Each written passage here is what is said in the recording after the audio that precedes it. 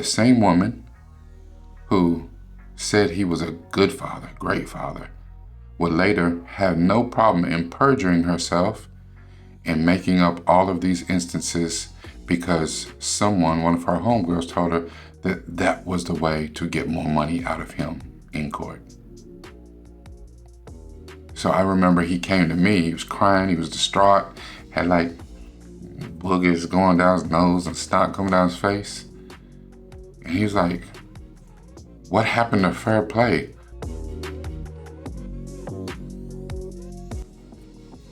Hello, Governor. This is Rakai Steve from the Ville, and welcome back. Thank you for coming back. Now I'm tackling a question that seems more urgent than ever. Fair play.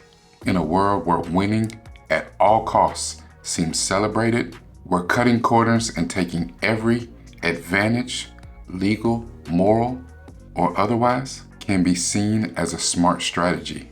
Do we, as a society, even still believe in it? Do we genuinely value the rules of the game? Or do we secretly admire those who bend them past their breaking point?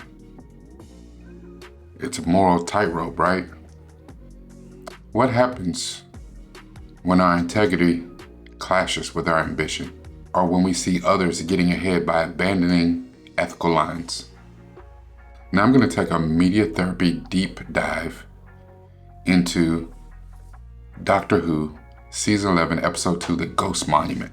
The episode throws the characters into a ruthless, high-stakes race where survival and victory depend on navigating a treacherous environment and equally treacherous competitors. Now, I'll explore how the show directly confronts the question of fair play, showcasing characters who embody both ruthless ambition and unwavering integrity, and revealing the consequences of each path. Get ready to examine your own moral compass, debate the meaning of true success, and decide, where do you stand on fair play? Let me tell you a little story. So I had a partner of mine. He was married to this lady. They had 3 kids together. He had a daughter, a son, and then a younger son. He and her began having some problems. He suspected infidelity on her part, and they split. Now, they were not civil at all. And it's very easy to get caught up in who was right and who was wrong. You know, it's basically who are you friends with, you take their side. Most people are not really objective when they look at things, you know. I like her, I take her side. That was my homeboy, I take his side. Now I'm saying this and it sounds like I'm taking his side because that was my partner. But he was kind of an asshole. He had a drinking problem, he had a gambling problem. I don't know what his wife was or was not doing back at home, besides what he told me. And you know, he was very good at making himself sound like the hero and sound like the victim. However, when it came to court, they went to court and it was a nasty, ugly drag out. She demanded 100% full custody, but her reasoning for demanding full custody was because she wanted to tax his pockets. She wanted to live the lifestyle she wanted to live. She just didn't want to be burdened with him doing it. No, even though he was a good father, her words, not mine, she said he was a good father. However, it played out like one of those cases in a movie or something. She wanted to get him for as much as she could. She wanted him to fund her lifestyle. And he had a decent job working for the one of the big corporations in the city, but it wasn't like he was an executive driving Lambos or nothing. Now, mistakenly, and we talked about this before when we talked about memories throwing you off, his memories of who she was when they were together, when it was good, and because she went to court and said that he was a good father, completely allowed him to get blindsided when she got to court and got to lying and making up all sorts of things. And the same woman who said he was a good father, great father, would later have no problem in perjuring herself and making up all of these instances because someone, one of her homegirls, told her that that was the way to get more money out of him in court. So I remember he came to me, he was crying, he was distraught, had like boogers going down his nose and snot coming down his face. And he was like, what happened to FairPlay? Why is she acting like this? Why is she saying these things?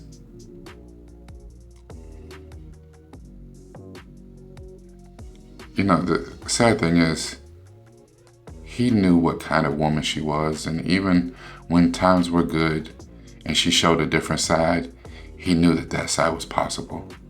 And I guess we all kind of get caught up and miss those red flags from time to time.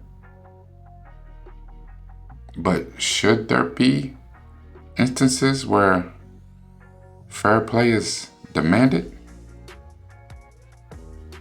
Let's get into it.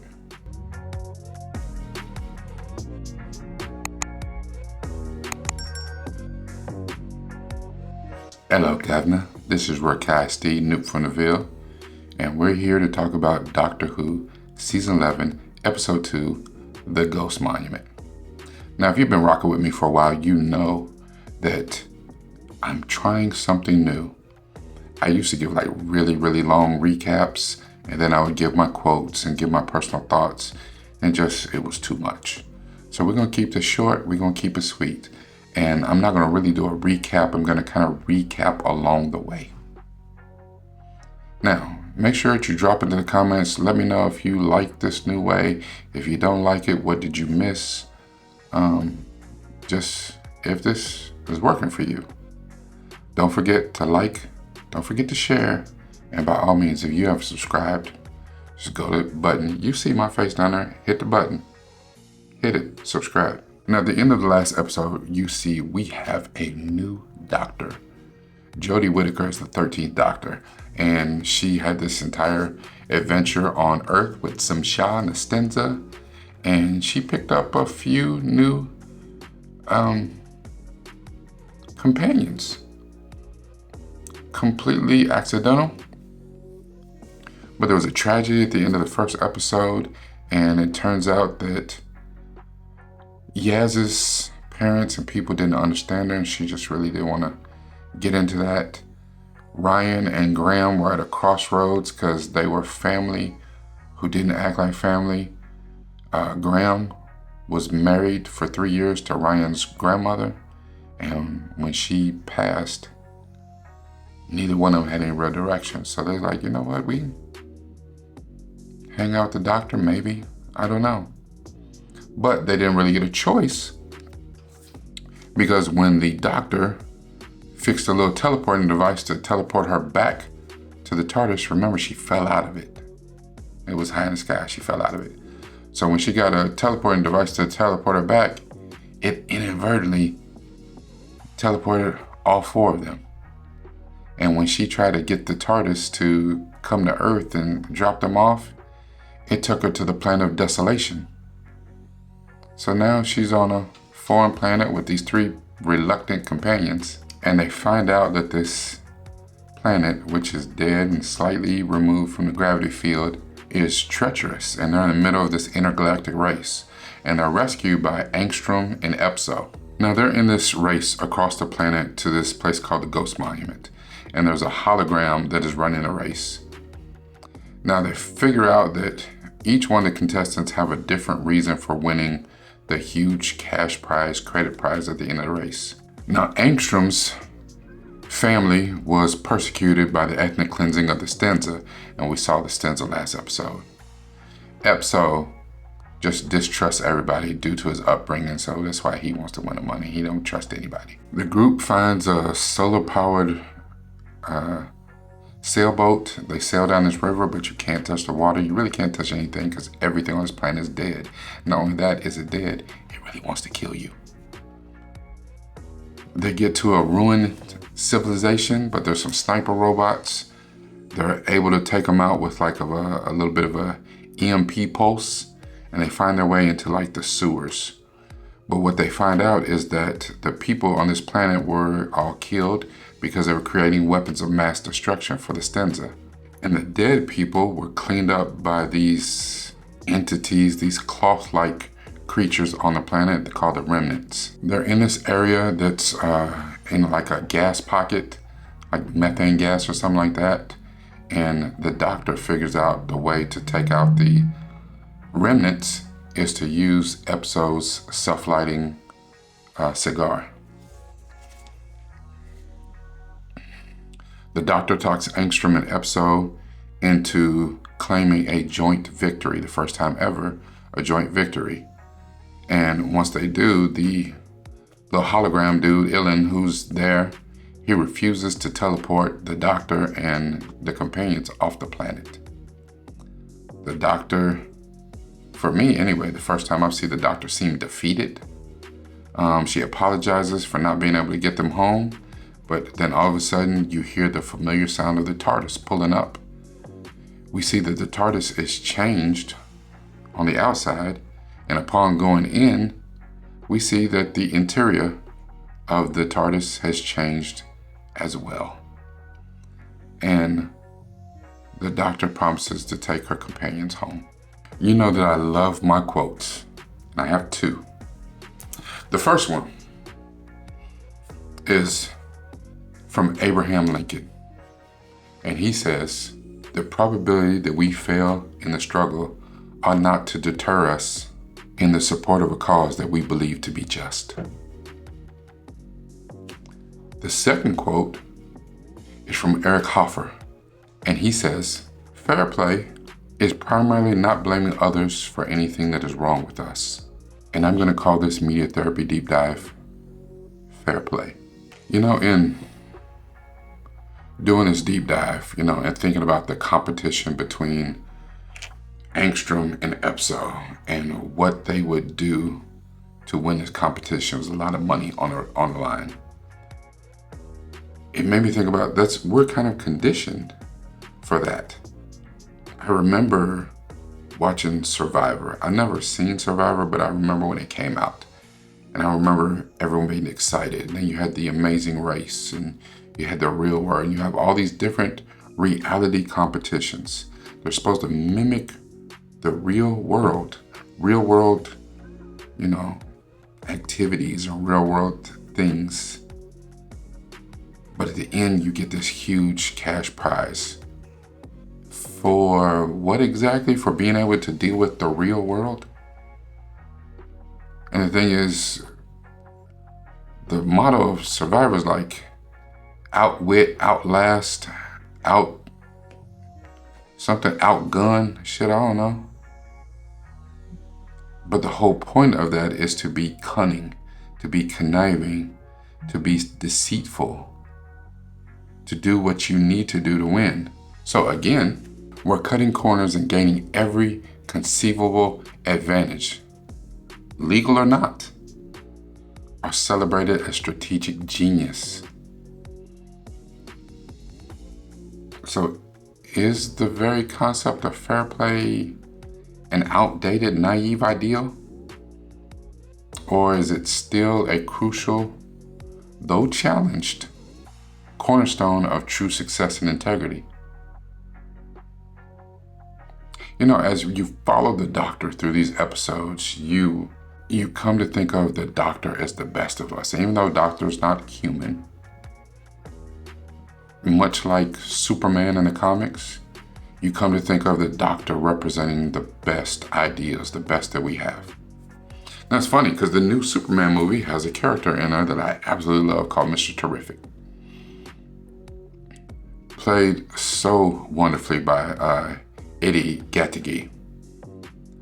And on his jackets, on his sleeves, it says fair play. And he's not the first Mr. Terrific. He had some tragedy, had some trauma, and he adopted the name Mr. Terrific in homage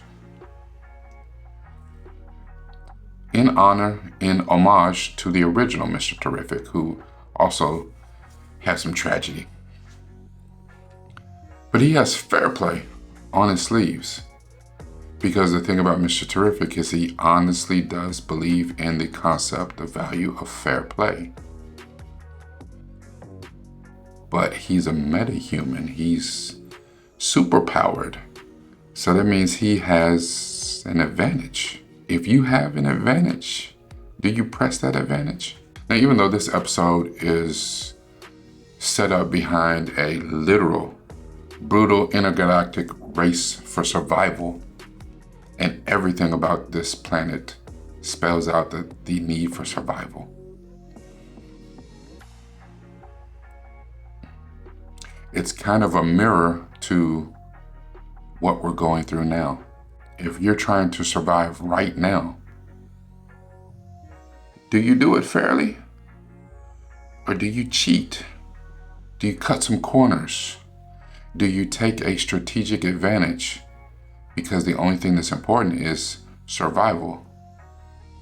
Does it matter how you survive? Or does it matter that you survived? Drop me a comment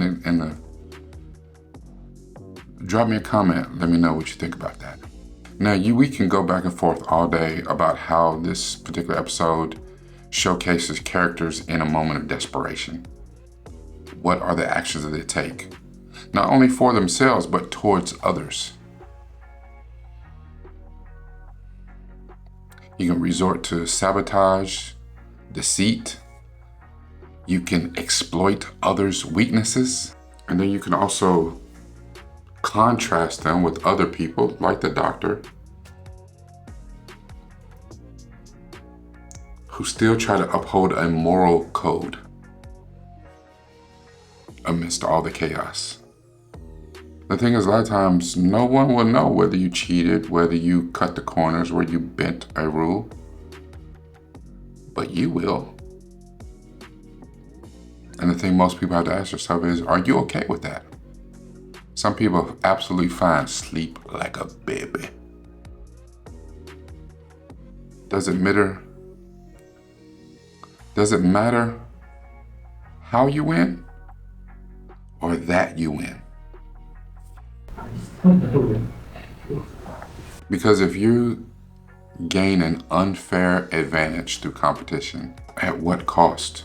I mean, you may be okay with it having a long-term effect on your own character, but can you sustain victory if you always have to cheat or find some strategic advantage?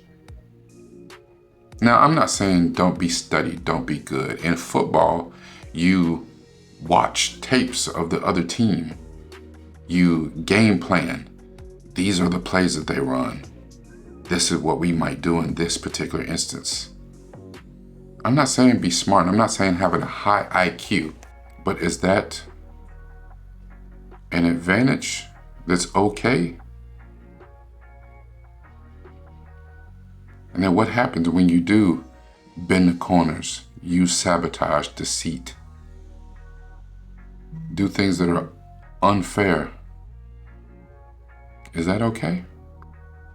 You know, the Ghost Monument symbolizes this fading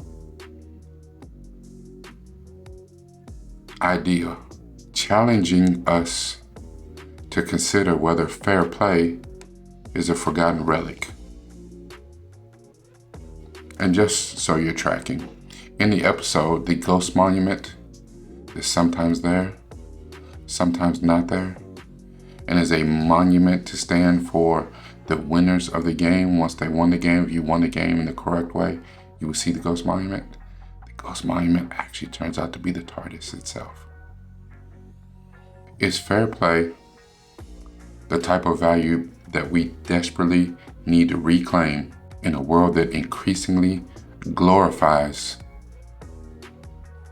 the ruthless pursuit of success? What you're okay with, what you're willing to do or not do, especially when money's involved, that's up to you. That's only a question you can ask. A lot of people can't figure out where is their line and what is their price. But does your integrity, does your morality, does your character have a line? Does it have a price? This is Rakai Steve Newfoundville. Make sure that you like this, share this, leave me some comments on what you think about FairPlay. Does it even still have a place in this world? And if for some reason you have not subscribed, not only should you share this to as many and everybody that you can, but you need to subscribe. Hit the button, subscribe, watch all the videos, because something might actually resonate with you.